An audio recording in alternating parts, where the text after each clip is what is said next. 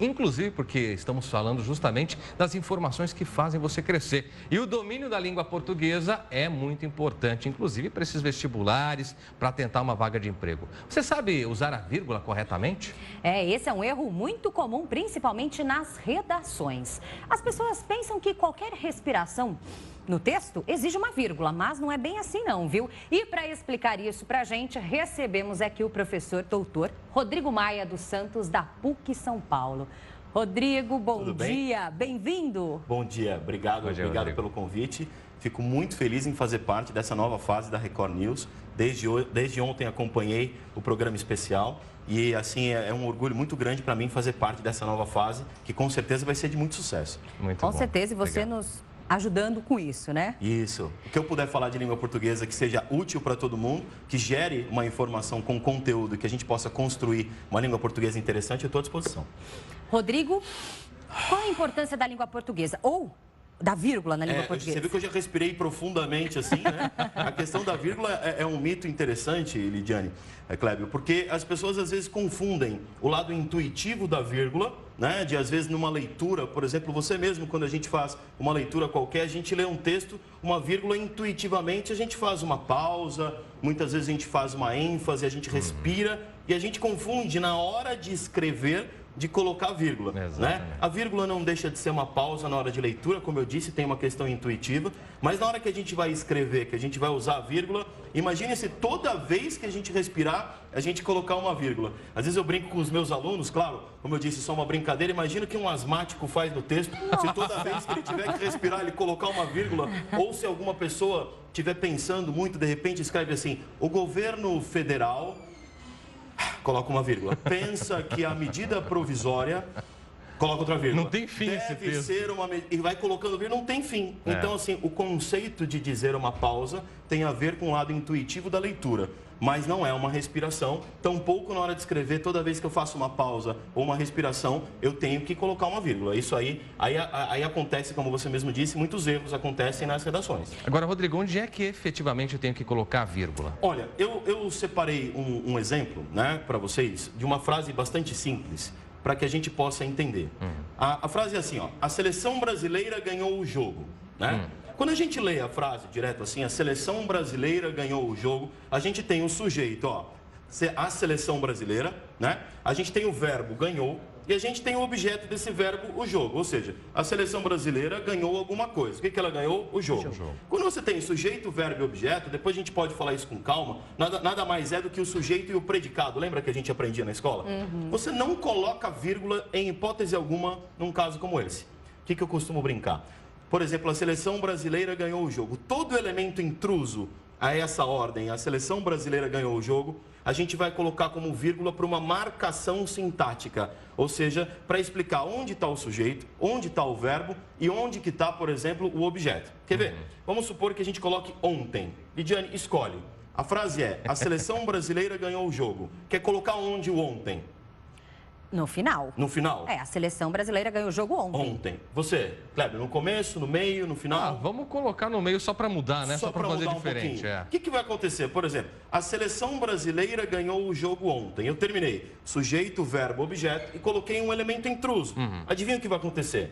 A seleção brasileira ganhou o jogo, vírgula, porque acabou sujeito, verbo e objeto.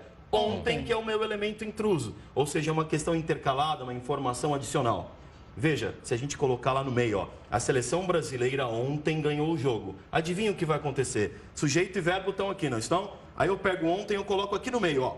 Pá! Coloquei aqui no meio. A seleção brasileira ontem ganhou o jogo. Vírgula, vírgula. Exato. Adivinha o que vai acontecer? Duas vírgulas. Vírgula, vírgula. A seleção brasileira, vírgula, ontem, vírgula, ganhou o jogo. O que acontece? O ontem está entre vírgulas mostrando assim, olha, eu estou no meio aí, entre o sujeito e o verbo, eu estou no meio ali, ó, e aí eu tenho que ser grafado com vírgula para dizer que eu estou separando o sujeito do verbo. Veja, o que acontece se eu colocar no começo? Ontem, vírgula. Ontem, vírgula. Por quê? Elemento intruso aí nessa brincadeira, vírgula, sujeito, verbo, objeto. Veja, quando você tem uma visão clara de quem é o sujeito, quem é o verbo e os complementos do verbo, tudo que vai inverter uma ordem direta, tudo que vai se colocar no meio dessa, vamos chamar assim, dessa linha básica, a gente vai grafar com vírgula. Aí veja, na hora da respiração, por exemplo, se a gente pegar a frase mais uma vez, a seleção brasileira ganhou o jogo. O Clébio pode ler de uma forma a dar ênfase, que foi ontem que aconteceu. Ele pode ler assim, a seleção brasileira ganhou ontem, aliás, ontem estava antes do ganhou, né? Então, a seleção brasileira, ontem, com pausa, ganhou o jogo. Aí alguém vai achar assim, então, porque ele fez a pausa, tem a vírgula? Não, é porque ele é um elemento intruso entre sujeito e verbo. Agora, veja que a gente pode ler sem pausa. Eu posso dizer, a seleção ontem ganhou o jogo. Fiz alguma pausa? Não. E tem 2 vírgulas. Então veja que pausa e respiração com vírgula, uma coisa não tem nada a ver com outra. É questão de interpretação. É uma questão de interpretação na hora da leitura. É algo intuitivo, como eu disse no início. Agora, assim como também o ontem no início da frase, nós temos aí também colocado agora como exemplo. Ontem no início da frase? Dando a ênfase então. Ontem a seleção brasileira ganhou o jogo. Mas você usou a palavra correta, percebe, Clébio? Foi a ênfase que eu quis dar, que o jogo foi ontem. E não necessariamente a pausa. Porque eu posso ler, por exemplo, ontem a seleção brasileira ganhou o jogo. Não fiz pausa alguma. Ou eu posso dar essa ênfase. Ontem a seleção brasileira ganhou o jogo.